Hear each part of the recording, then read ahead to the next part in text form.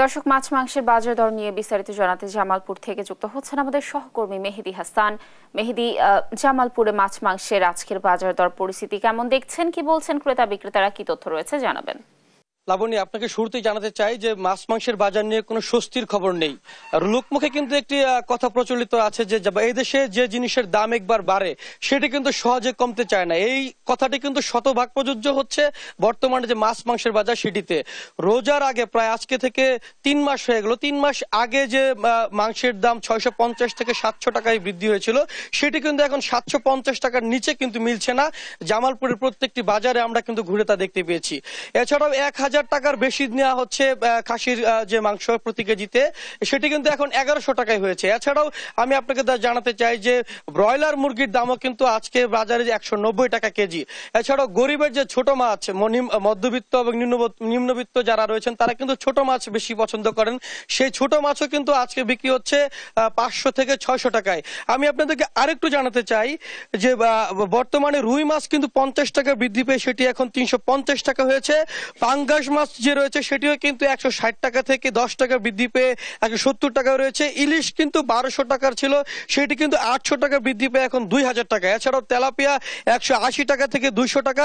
ট্যাংরা মাছও কিন্তু 50 টাকা বৃদ্ধি পেয়ে সেটি এখন 500 টাকায় রয়েছে।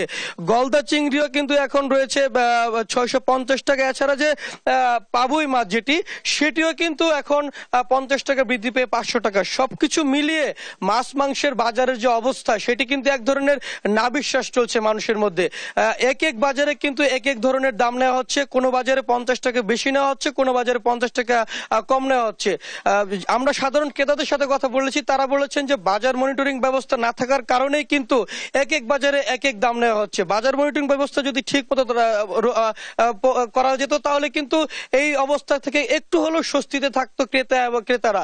বিক্রেতারাও বলছেন যে ক্রয় মূল্য যখন বেশি নেওয়া হয় স্বাভাবিকভাবে সেটি বিক্রয় মূল্য বৃদ্ধি পায়। তো সবকিছু মিলে যদি আমি আবারও বলছি যে যদি জামালপুরে মনিটরিং ব্যবস্থা খুবই খারাপ, কোনো মনিটরিং ব্যবস্থা নেই, মনিটরিং ব্যবস্থা ঠিক মতো থাকলেই একমাত্র স্বস্তিতে ক্রেতারা থাকতে পারতো এই মাছ মাংসের বাজারে। লাবণী, এই ছিল আমার কাছে সর্বশেষ তথ্য। লাবণী, এবার আমরা চলে যাব বাগেরহাটে, সেখানকার নিত্য পণ্যের বাজার দরের তথ্য জানাবো আপনাদেরকে। আমাদের সাথে বাগেরহাট থেকে যুক্ত হবেন সহকর্মী এস সোহান। সোহান, আপনি তো বাগেরহাটে রয়েছেন, বাগেরহাটের বাজার পরিস্থিতি কেমন দেখছেন? নিত্য প্রয়োজনীয় যে পণ্যগুলো রয়েছে সেগুলোর দাম কি স্থিতিশীল রয়েছে কিনা, ক্রেতা বিক্রেতারা কি বলছেন? লাবণী, আপনাকে ধন্যবাদ। আপনি জানেন যে দীর্ঘদিন ধরে কিন্তু বাগেরহাট সহ সারা দেশে নিত্য প্রয়োজনীয় যেসব পণ্য রয়েছে সেই সব পণ্যের দাম কিন্তু বাড়তি রয়েছে। বাগেরহাটেও তার ব্যতিক্রম নয়। আমরা এই মুহূর্তে যে বাজারটিতে রয়েছি এই বাজারটি মূলত বাগেরহাট জেলার প্রধান বাজার। এটা শহরের বাজার। এই বাজারেই বাগেরহাটের অধিকাংশ মানুষ কিন্তু বাজার করে থাকেন। আমরা সকালে এসে দেখেছি এখানে গরুর মাংসের কেজি হচ্ছে 750 টাকা এবং ব্রয়লার মুরগির কেজি 200 টাকা। এটা অবশ্য অপরিবর্তিত থাকলেও এটা কিন্তু সাধারণ মানুষ যারা রয়েছেন তাদের জন্য বেশি। এবং আমরা মাছ বাজারে ঘুরেছি, মাছের বাজার কিন্তু রিমালের পরবর্তী সময়ে বেশ বৃদ্ধি পেয়েছে। আমরা যেটা দেখেছি রুই মাছ প্রতি কেজিতে 50 থেকে 100 টাকা বৃদ্ধি পেয়েছে। আমাদের বাগেরহাটের যেটা ঐতিহ্য ট্যাংরা এবং ফাঁসা মাছ সেটি কিন্তু 100 থেকে 150 টাকা পর্যন্ত বৃদ্ধি পেয়েছে। এছাড়া আমরা যদি উপকূলীয় জেলা ইলিশ মাছের কথা বলি, ইলিশ মাছ কিন্তু অন্তত 800 থেকে 900 টাকা বৃদ্ধি পেয়েছে প্রতি কেজিতে।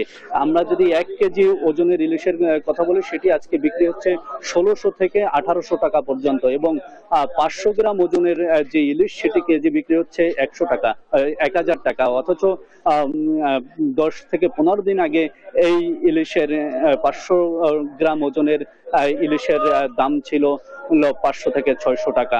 আমরা যদি সবজির বাজারের কথা বলি, সবজি বাজারে কিন্তু সর্বনিম্ন সবজি কিনতে গেলেও কিন্তু 30 টাকা লাগবে, সেটা হচ্ছে পটল। এবং আলু যেটা হতদরিদ্র মানুষদের প্রধান খাদ্য, সেই আলুরও কিন্তু দাম বেড়েছে 5 থেকে 6 টাকা। আলু গত সপ্তাহে বিক্রি হচ্ছিল 50 টাকা, আজকে বিক্রি হচ্ছে 55 টাকা। এছাড়া অন্যান্য সবজির দাম প্রায় অপরিবর্তিত রয়েছে। বাগেরহাটের প্রধান বাজার থেকে এই ছিল আমার কাছে সর্বশেষ। লাবণী।